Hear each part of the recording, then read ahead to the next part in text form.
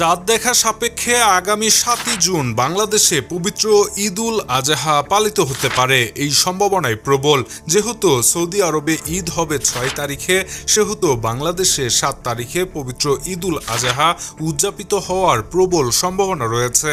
এই উপলক্ষে সারা দেশ জুড়ে শুরু হতে যাচ্ছে কোরবানির গরুর হাট। ইতিমধ্যেই দেশের বিভিন্ন অঞ্চলে কোরবানির গরুর হাট শুরু হয়ে গেছে, তবে রাজধানী ঢাকায় এখনও সেভাবে কোরবানির গরুর হাটের কার্যক্রম শুরু হয়নি। খোঁজ নিয়ে জানা গেছে, কোরবানির ঈদের চাঁদ দেখতে পাওয়া, বিশেষ করে ঈদের তারিখ নিশ্চিত হওয়ার পরেই ঢাকা সহ সারা দেশ জুড়ে ব্যাপক আকারে শুরু হতে পারে কোরবানির হাটের কার্যক্রম। এবছর দেশে পর্যাপ্ত পশু রয়েছে এবং কোরবানির হাটে যথেষ্ট ভালো বেচাকেনা হওয়ার সম্ভাবনা রয়েছে।